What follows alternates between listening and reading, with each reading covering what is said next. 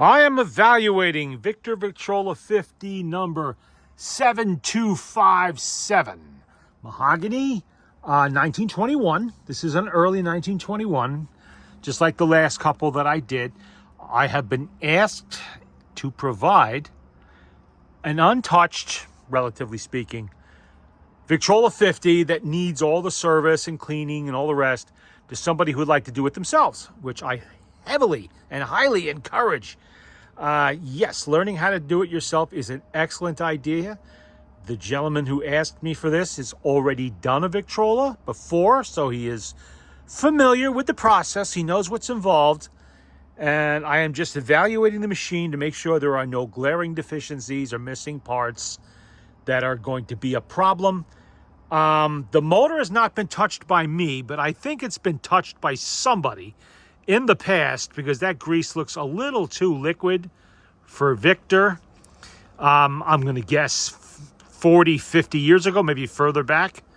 But everything's there. The gears look good. The motor seems okay. I didn't really crank it up and run it too much, but don't think there's an issue with the spring. Of course, he'll find that out when he takes the spring out and determines if it looks strong or not. If he wants to get a new one, they're easily available. But I want to make sure the governor weights were good. The governor is good. There doesn't seem to be any issues there. Governor looks, the springs are nicely arced. They're not loose. So that is all right. There's no big gouges that I see in the gears, even though they're covered with grease, a little hard to see. They look fine. They look good. Inside the case, I know this has a small repair to the back panel back here. So at one point, it must have gotten a little bit weak back there. So they strengthened it with a couple of tiny finishing nails. Did a good job. It's not really noticeable, and it's fine. And I do not see any cracks here. So whatever happened, it must have started to separate a little bit as a whole panel, and it didn't split off because I don't see any real evidence here of a split. That's good. The tone arm, it looks all right. It's got the usual, it needs to be tightened up a little bit and cleaned and all the rest, but that's all right. This is fine. The lid stay is good. The bracket is all right. It's there. All the screws are there. It has the crank. I already rebuilt the reproducer for this. It was one of the batch of reproducers that I built because I had planned to service several more Victor Victrola 50s in the coming months. This would have been one of them, but that's okay. I'm more than happy to provide it to somebody who wants to learn. So that's good. There we go. Let's put that back in there so it's out of my way. There you go. That's all it takes. Just fits in there like that. I wanted to try to move things around so I could show you the back panel. That's why I did that. Let's close the lid. I'll show you what the wood looks like. Wood looks pretty good. You know, you're going to have a few little scratches and whatever. Some of that will blend in. Most of it will blend in when the cotton cleanser treatment is put on the box. I mean, that's some nice grain on the mahogany. That's going to look good when it gets done with it. Okay. Let me be careful here. As a matter of fact, I'll just slip around the back. You can see right there, there's a little nail there. And there's one on the other side, but that's it. The rest of the panel looks okay. And that's good. That's good. Sometimes I've seen these butchered pretty badly with crude repairs, probably done during the Depression or something like that. When they just wanted to get it back together so they could use it, they didn't really care how it looked. See, it's pretty clean in there. It's not full of... See, that's the other indication that somebody's been in here before. It's not loaded with needles and torn paper packets for needles and dirt and dead bugs, mouse turds, and everything else that gets in these things when they sit for a very long time. Another look at the motor there. That actually looks pretty good. This Victor's pretty much the smallest motor you'll find in any of the tabletop machines. Single spring. The spring is, I believe, 15 feet long by 1 inch wide. This one, being 1921, will have a bent end on both sides. You know, a hooked end rather on the outside, bent end in the middle.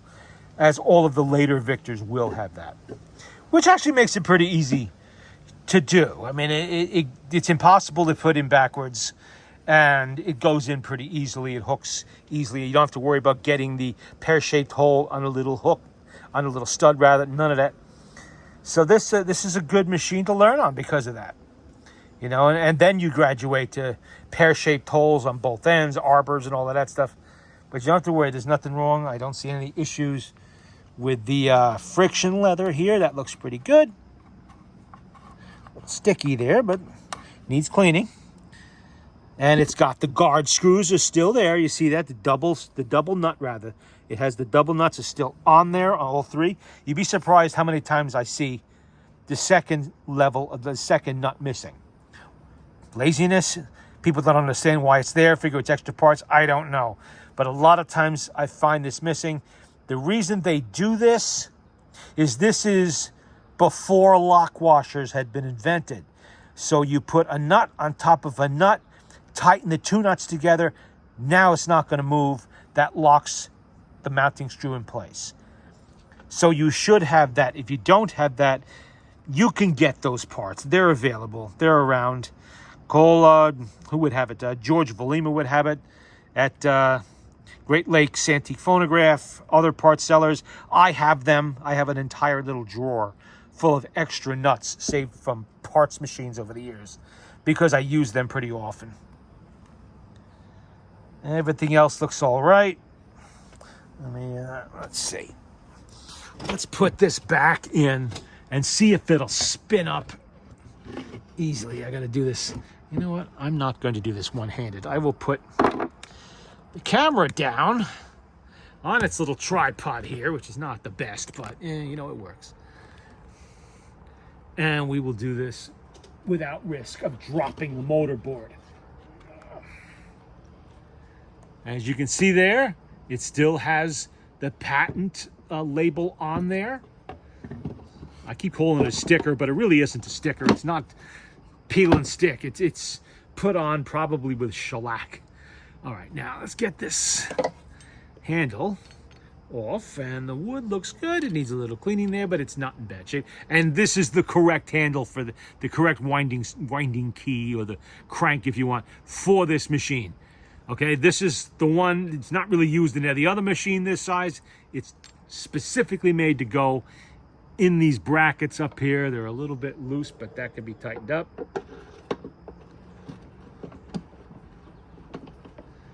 All right, let's wind that up. Hold that in place while I do it, although it is not inclined to move yet. I want to make sure the spring isn't broken. I hear grease moving around in there. That's good. Okay, there we go. You know what? I'll put the turntable on it. Why not?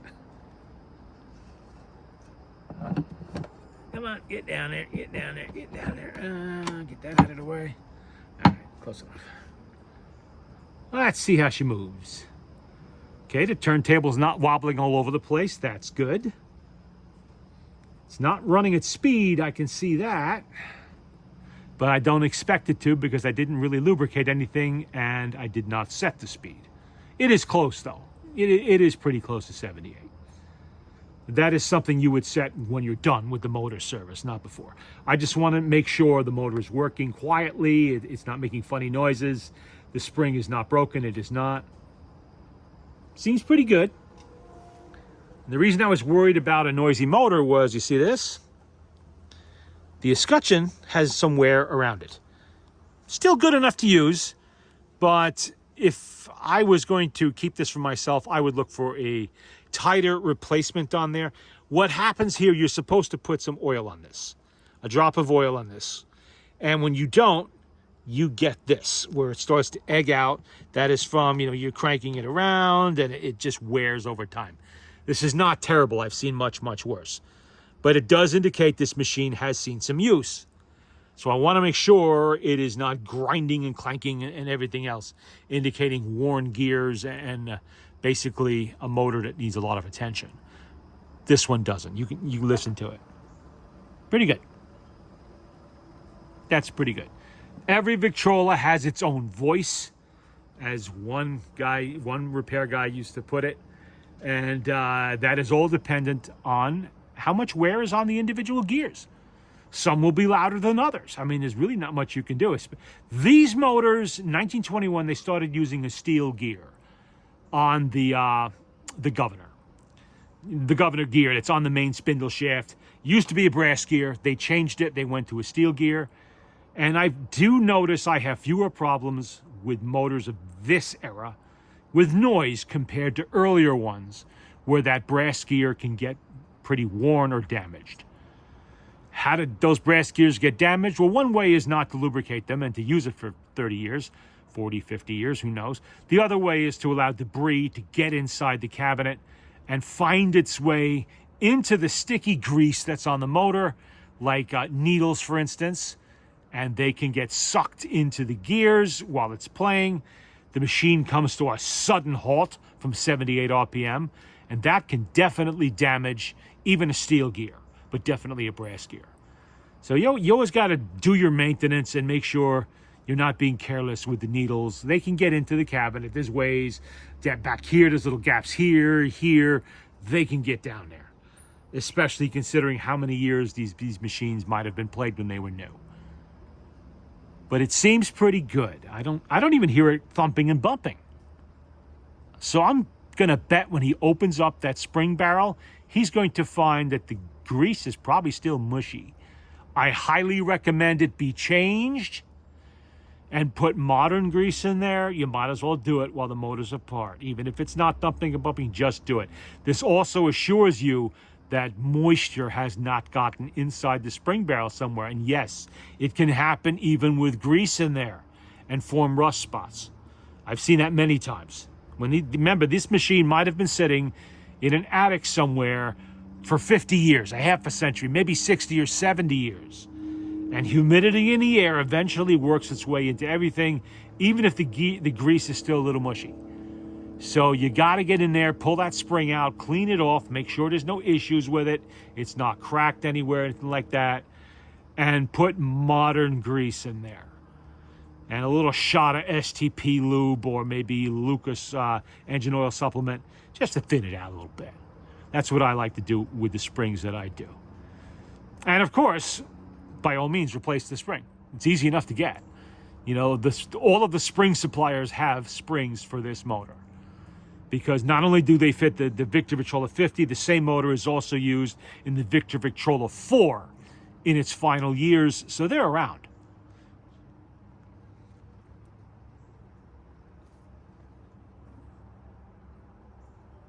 And there you go.